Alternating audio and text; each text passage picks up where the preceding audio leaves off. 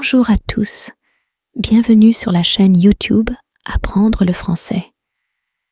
J'espère que vous allez tous bien.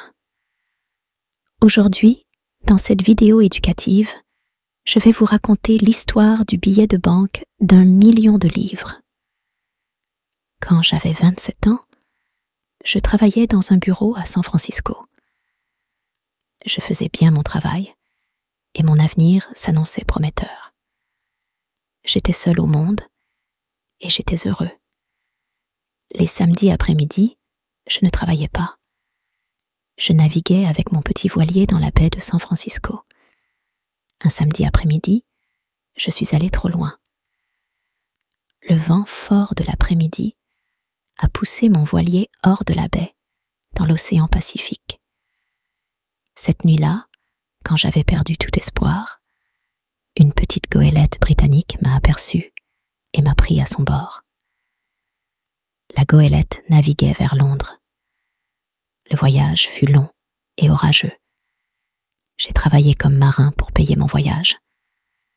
Quand je suis arrivé à Londres, mes vêtements étaient vieux et sales. Je n'avais qu'$1 en poche. Avec ce dollar, j'ai mangé et dormi pendant les 24 premières heures. Au cours des 24 heures suivantes, je n'ai ni mangé ni dormi. Vers 10 heures le lendemain matin, je me suis rendue à Portland Place.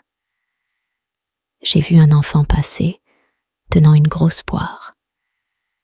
L'enfant a mangé un petit morceau, puis a jeté la poire dans la rue. Je me suis arrêtée et je l'ai regardé. J'avais très faim et je voulais vraiment cette poire. Mais chaque fois que j'essayais de l'attraper, quelqu'un passait et me regardait. Je me détournais rapidement et attendais que la personne passe. J'ai essayé encore et encore d'attraper cette poire, mais la même chose se produisait. J'étais désespérée. J'ai décidé de prendre la poire sans me soucier des gens qui me voyaient. À ce moment-là, un gentleman a ouvert une fenêtre derrière moi et a dit « Entrez ici, s'il vous plaît ». Un domestique bien habillé a ouvert la porte. Il m'a conduit dans une belle pièce. Là, 2 vieux messieurs étaient assis et discutaient de quelque chose d'important. Leur petit déjeuner était sur la table. J'avais très faim et je fixais leur petit déjeuner. Je veux dire au lecteur que les 2 messieurs avaient fait un pari quelques jours auparavant. Je ne savais rien de ce pari jusqu'à plus tard. Laissez-moi vous raconter ce qui s'est passé. Les 2 vieux messieurs étaient frères. Depuis plusieurs jours, ils se disputaient sur un sujet très étrange. Ils décidèrent de mettre fin à leur dispute par un pari, comme le font souvent les Anglais. Voici le sujet du pari. La Banque d'Angleterre avait émis 2 billets de banque d'1 million de dollars chacun pour une transaction publique avec un pays étranger. L'Angleterre utilisa un des billets et l'autre resta à la banque. À ce moment-là, le frère A dit au frère B « Si un étranger honnête et intelligent arrive à Londres sans amis et sans argent, à l'exception du billet de 1 million de dollars, il mourra de faim. » Le frère B répondit « Non, je ne suis pas d'accord. » Le frère A ajouta « S'il va à la banque ou ailleurs pour changer ce gros billet, la police l'arrêtera. Tout le monde pensera qu'il l'a volé. » Ils continuèrent à se disputer pendant des jours, jusqu'à ce que le frère B dise « Je parie 20 000 dollars que l'étranger vivra pendant 30 jours avec ce billet de banque et n'ira pas en prison. » Le frère A accepta le pari. Il alla à la banque et acheta le billet de 1 million de dollars. Ensuite, il rentra chez lui et prépara une lettre. Puis, les 2 frères s'assirent près de la fenêtre et attendirent l'homme parfait pour le pari. Ils virent passer beaucoup de visages honnêtes, mais ces personnes n'étaient pas assez intelligentes Plusieurs visages étaient intelligents, mais pas honnêtes. Beaucoup de visages étaient honnêtes et intelligents, mais pas assez pauvres. D'autres visages étaient honnêtes, intelligents et pauvres, mais ils n'étaient pas des étrangers. Quand ils m'ont vu depuis la fenêtre, ils ont pensé que j'étais l'homme idéal. Ils m'ont posé des questions et ont rapidement appris mon histoire. Enfin, ils m'ont dit que j'étais l'homme parfait pour le pari. Je leur ai demandé d'expliquer le pari. L'un des messieurs m'a donné une enveloppe. Je voulais l'ouvrir, mais il a dit « Non, ne l'ouvrez pas maintenant. Attendez d'être dans votre chambre d'hôtel. Puis lisez-la très attentivement. » J'étais confus et je voulais discuter du sujet avec eux, mais ils ne le voulaient pas. Je me sentais blessée car j'étais l'objet d'une plaisanterie. En quittant leur maison, j'ai cherché la poire dans la rue. Elle avait disparu. J'étais assez en colère contre ces deux messieurs. Loin de leur maison, j'ai ouvert l'enveloppe. J'ai vu qu'il y avait de l'argent à l'intérieur. Je ne me suis pas arrêtée pour lire leurs lettres. J'ai couru vers le premier endroit où manger. J'ai mangé et mangé et mangé. Enfin, j'ai sorti l'enveloppe avec l'argent pour payer mon repas. J'ai regardé le billet de banque et j'ai failli m'évanouir. C'était un billet de 5 millions de dollars. J'étais sans voix. Je fixais le billet. Les deux messieurs avaient fait une grosse erreur. Ils voulaient probablement me donner un billet d'$1. J'ai vu le propriétaire du restaurant fixer le billet, lui aussi. Nous étions tous les deux surpris. Alors, je lui ai simplement donné le billet et j'ai dit « Donnez-moi la monnaie, s'il vous plaît. » Le propriétaire s'est excusé 1000 fois. « Je suis vraiment désolée, mais je ne peux pas changer ce billet, monsieur. »« Je n'ai pas d'autre argent. Veuillez changer ce billet. » Le propriétaire a alors dit « Vous pouvez payer ce repas quand vous le souhaitez, monsieur. Je comprends que vous êtes un homme très riche. Vous aimez plaisanter avec les gens en vous habillant comme un pauvre. Vous pouvez venir ici et manger autant que vous le souhaitez, quand vous le souhaitez. Vous pouvez me payer quand vous voulez. » Quand je suis arrivée, le même domestique a ouvert la porte. J'ai demandé à voir les deux messieurs. « Ils sont partis, » dit le domestique. « Partis? Partis où? Oh, en voyage.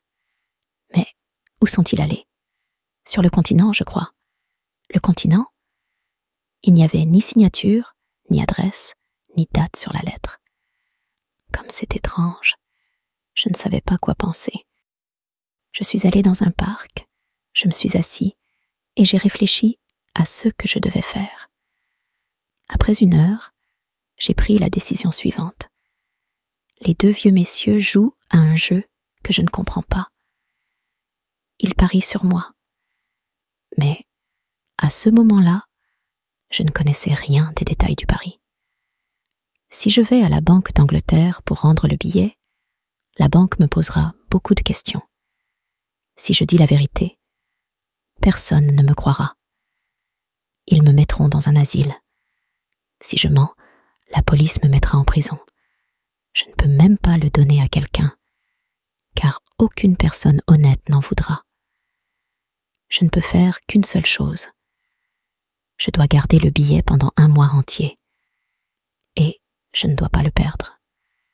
Si j'aide le vieil homme à gagner son pari, il me donnera le travail que je souhaite. L'idée d'un emploi important avec un gros salaire me rendait heureux. Avec cette idée excitante en tête, je me suis mis à marcher dans les rues de Londres. Chaque fois que je passais devant un tailleur, je voulais entrer et acheter de nouveaux vêtements. Mais je n'avais pas d'argent pour les payer. Le billet de 1 million de dollars dans ma poche était inutile. je suis passée 6 fois devant le même tailleur. Enfin, je suis entrée. J'ai demandé discrètement s'ils avaient un vieux costume peu attrayant que personne ne voulait acheter. L'homme à qui je parlais hocha la tête, mais il ne dit rien. Puis, un autre homme me regarda et hocha la tête. Je suis allée vers lui et il m'a dit « Un moment, s'il vous plaît ». Après un certain temps, il m'a conduit dans une arrière-salle. Il a regardé plusieurs costumes laids que personne ne voulait. Il a choisi le pire pour moi. Je voulais vraiment un costume, alors je n'ai rien dit. Il était temps de payer. « Pouvez-vous attendre quelques jours pour l'argent ? Je n'ai pas de petite monnaie sur moi. » L'homme dit « Oh, vous n'en avez pas ? Eh bien, je pensais que les messieurs comme vous portaient de la grosse monnaie. » « Mon ami, répondis-je, on ne peut pas juger un étranger par les vêtements qu'il porte. Je peux payer ce costume. Mais pouvez-vous changer un gros billet de banque ? » « Oh, bien sûr. Nous pouvons changer un gros billet, dit-il froidement. Je lui ai donné le billet de banque. Il l'a reçu avec un sourire, un grand sourire qui couvrait son visage. Mais quand il a lu le billet, son sourire a disparu. Le propriétaire de la boutique s'est approché et m'a demandé « Quel est le problème ?» « Il n'y a pas de problème. J'attends ma monnaie. »« Allons, allons. Donne-lui sa monnaie, Todd. Vite !» Todd répondit « C'est facile à dire, mais regarde ce billet. » Le propriétaire a regardé le billet. Puis, il a regardé mon paquet avec le costume laid. « Todd, cria-t-il, tu es stupide. Comment peux-tu vendre ce costume peu attrayant à un millionnaire ? Todd, tu ne peux pas faire la différence entre un millionnaire et un pauvre homme. »« Je vous prie de m'excuser, monsieur, continua le propriétaire. Veuillez enlever ces choses que vous portez et les jeter dans le feu. Mettez cette belle chemise et ce magnifique costume. Il est parfait pour vous, simple mais élégant. » Je lui ai dit que j'étais très content du nouveau costume. « Oh, attendez de voir ce que nous pouvons faire pour vous, à votre taille. Todd, apporte un stylo et un carnet. Laisse-moi mesurer votre jambe, votre bras. » Je n'ai pas eu une seconde pour parler. Le propriétaire m'a mesuré. Puis, il a ordonné à ses tailleurs de me confectionner des habits de matinée, des habits de soirée, des chemises, des manteaux et d'autres choses. « Mais, mon cher monsieur, dis-je, je ne peux commander toutes ces choses que si vous changez mon billet. Ou si vous pouvez attendre un moment avant que je ne vous paie. Attendre un moment. J'attendrai pour toujours. C'est le mot. Todd, envoie ces choses à l'adresse de monsieur. Que les clients moins importants attendent. Quelle est votre adresse, monsieur ? Je change de domicile. Je reviendrai vous donner ma nouvelle adresse, ai-je répondu. Très bien, monsieur, très bien. Laissez-moi vous accompagner jusqu'à la porte, monsieur. Bonne journée, monsieur. Bonne journée. L'impossible s'est produit. J'ai acheté tout ce que je voulais sans argent. Je montrais mon billet de banque et demandais la monnaie, mais à chaque fois, la même chose se produisait. Personne n'était capable de le changer. J'ai acheté tout ce dont j'avais besoin et tous les luxes que je désirais. Je logeais dans un hôtel cher à Hanover Square. Je dînais toujours à l'hôtel, mais je préférais prendre le petit déjeuner chez Harris, un restaurant simple. C'est chez Harris que j'ai eu mon premier bon repas avec mon billet d'1 million de dollars. C'est là que tout a commencé. La nouvelle à propos de moi et de mon billet de banque s'était répandue dans tout Londres. Le restaurant de Harris est devenu célèbre parce que j'y prenais mon petit déjeuner.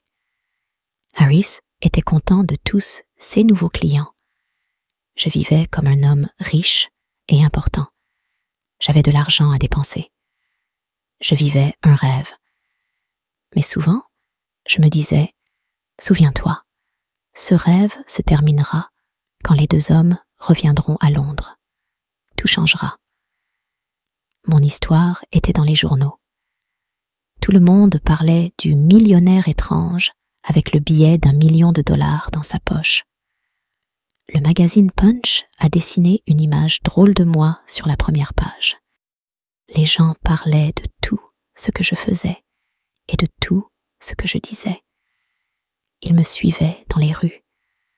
Je gardais mes vieux vêtements et parfois je les portais.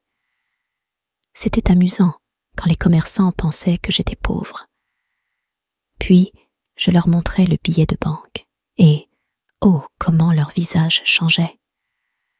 Après 10 jours à Londres, je suis allée rendre visite à l'ambassadeur américain. Il était très heureux de me rencontrer. Il m'a invitée à un dîner ce soir-là. Il m'a dit qu'il connaissait mon père de l'université de Yale. Il m'a invitée à visiter sa maison quand je le voulais. J'étais content d'avoir un nouvel ami important. Je me suis dit, j'aurais besoin d'un ami important. Lorsque l'histoire du billet d'1 million de dollars et du pari sera révélée. Je veux que le lecteur sache que je prévoyais de rembourser tous les commerçants qui m'avaient vendu des choses à crédit. Si je gagne le pari pour le vieil homme, pensais-je, j'aurai un emploi important. Avec un emploi important, j'aurai un gros salaire. Je prévoyais de rembourser tout le monde avec mon salaire de la première année. Il y avait 14 personnes au dîner.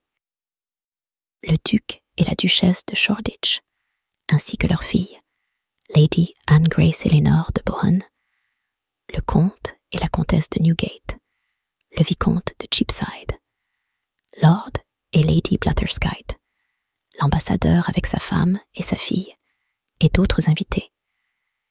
Il y avait aussi une belle Anglaise de 22 ans, nommée Portia Langham.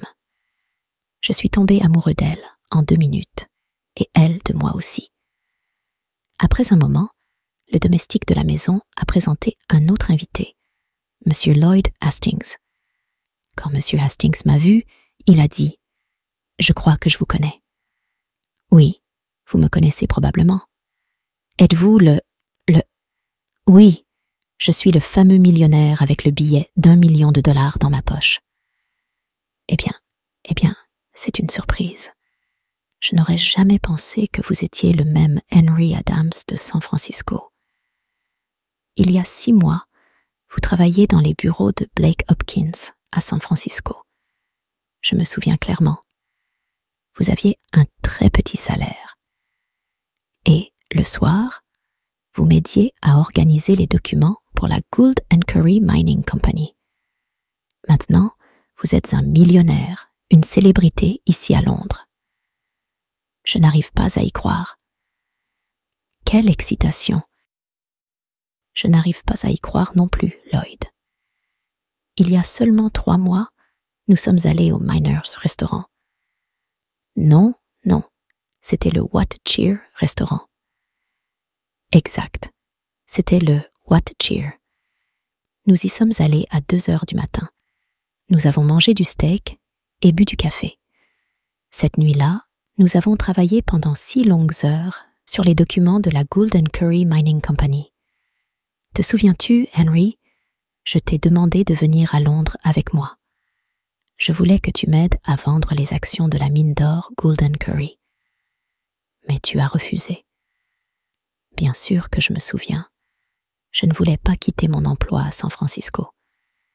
Et je pense toujours qu'il est difficile de vendre des actions d'une mine d'or de Californie ici à Londres. Tu avais raison, Henry. Tu avais tellement raison.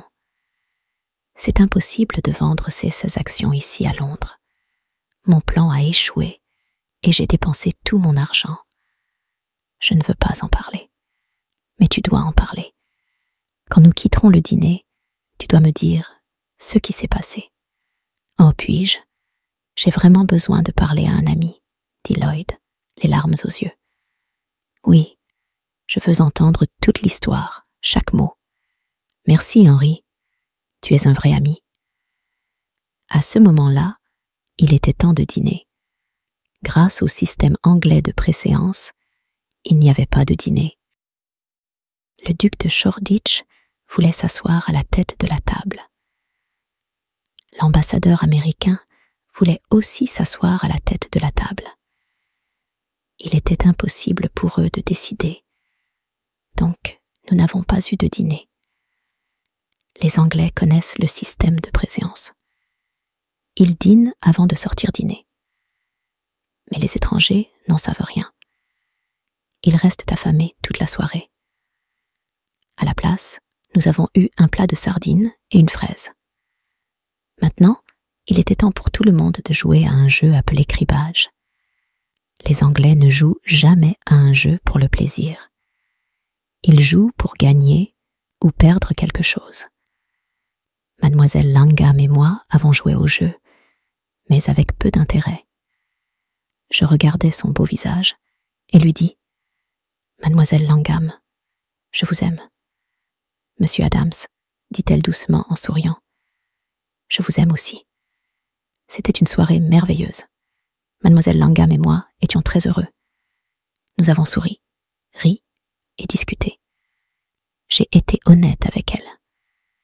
Je lui ai dit que j'étais pauvre et que je n'avais pas un centime dans le monde. J'ai expliqué que le billet de $1 million n'était pas à moi. Elle était très curieuse d'en savoir plus. Je lui ai raconté toute l'histoire depuis le début. Elle a ri et ri. Elle trouvait l'histoire très drôle. Je ne comprenais pas pourquoi c'était drôle.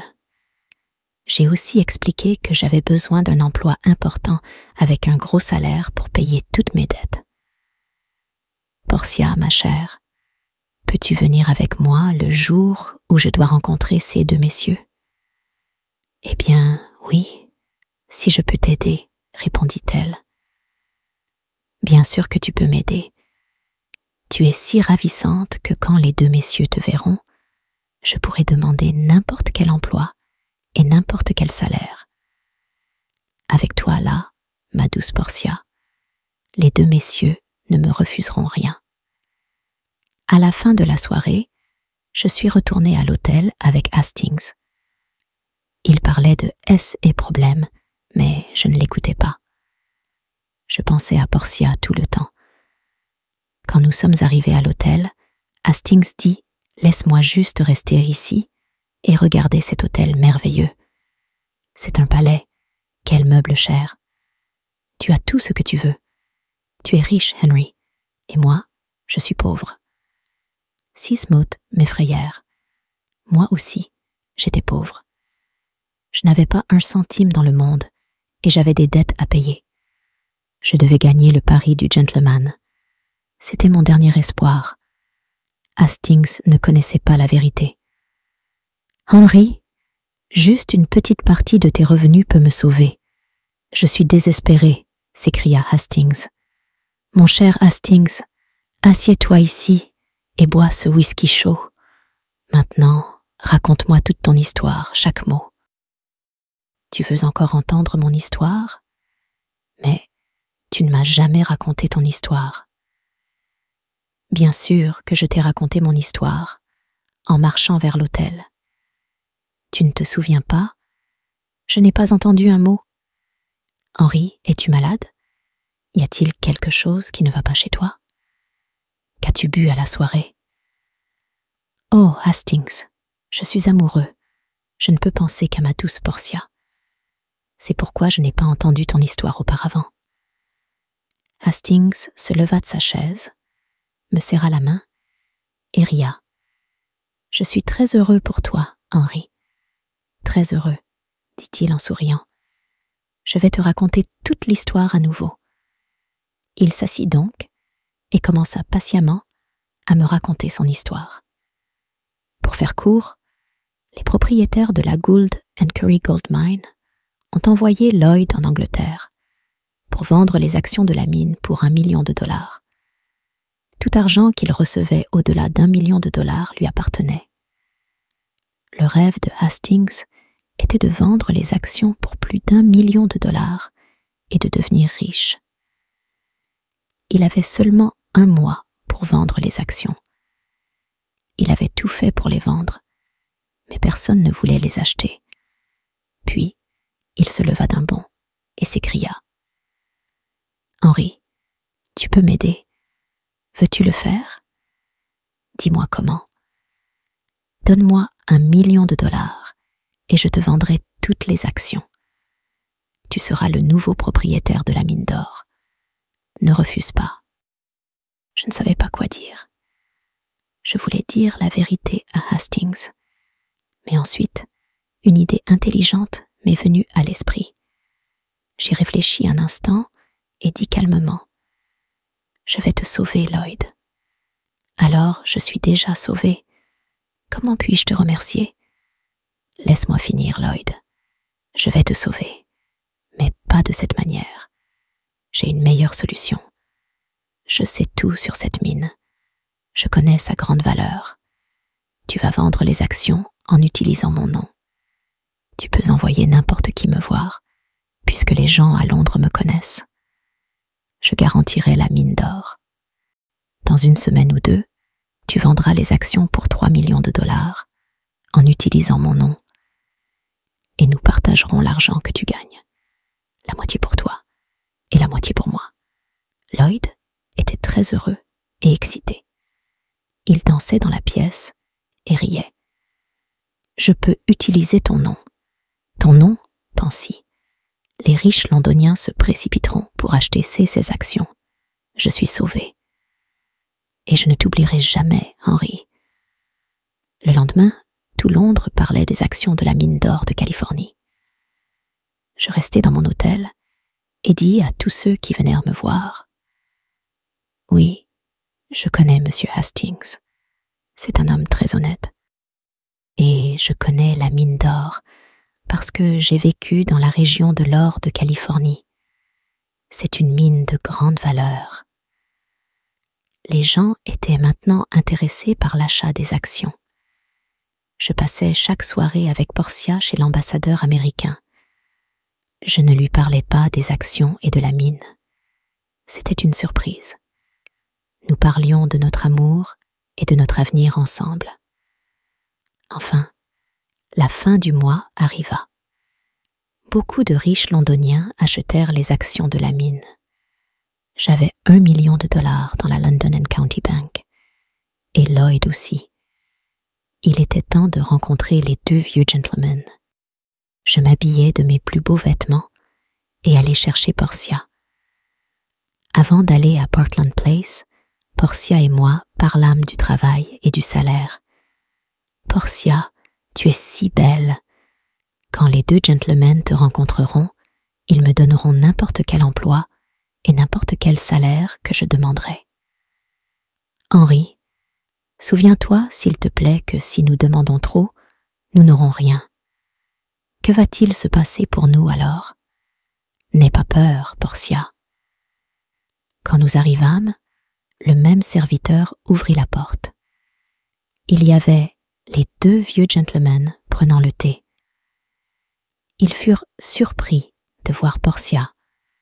Je la leur présentai, puis je dis « Messieurs, je suis prêt à vous faire mon rapport. » « Nous sommes ravis d'entendre cela, » dit un des gentlemen. « Maintenant, nous pouvons décider du pari que mon frère Abel et moi avons fait. Si tu as gagné pour moi, tu peux avoir n'importe quel emploi à m'apporter. As-tu le billet d'1 million $? Le voici, monsieur. » Et je le lui remis. « J'ai gagné, » s'écria-t-il. « Alors, qu'est-ce que tu en dis, Abel? » Je dis qu'il a survécu, et j'ai perdu 20 000 $. Je n'arrive pas à le croire. « J'ai encore plus à te dire, » dis-je. « Mais c'est une longue histoire. Je te raconterai ça une autre fois.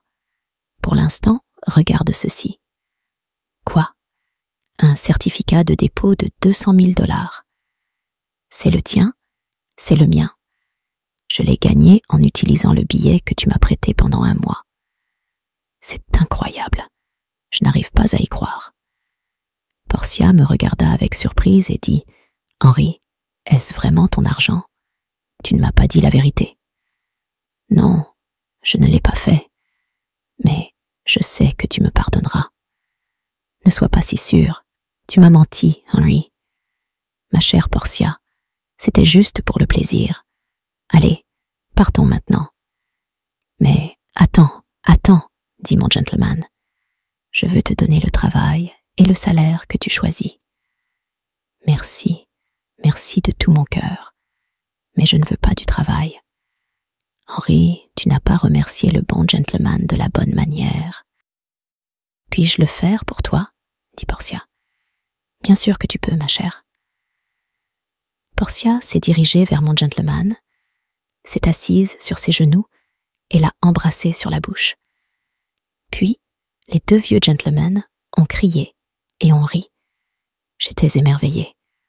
Que se passait-il? « Papa, » a dit Portia, « Henry ne veut pas de ton poste. Je me sens très blessée. »« Chérie, c'est ton père ?» ai-je demandé. « Oui, c'est mon beau-père, un homme cher. Maintenant, comprends-tu pourquoi j'ai ri quand tu m'as raconté ton histoire? »« Mon cher monsieur, » ai-je dit, « je veux reprendre ce que j'ai dit. Il y a un poste que je veux. »« Dis-moi. »« Je veux le poste de gendre. »« Eh bien, mais tu n'as jamais été gendre auparavant. Sais-tu comment faire ce travail? Essaie-moi, s'il te plaît. Essaie-moi pendant 30 ou 40 ans, et si... Oh, d'accord. Prends-la. » Portia et moi étions-nous heureux? Il n'y a pas assez de mots dans le dictionnaire pour décrire notre bonheur. Quand les Londoniens ont entendu toute l'histoire de mes aventures avec le billet de banque, ils n'ont parlé de rien d'autre. Le père de Portia a ramené le billet de banque à la Banque d'Angleterre et l'a encaissé. Ensuite, il nous a donné le billet annulé comme cadeau de mariage.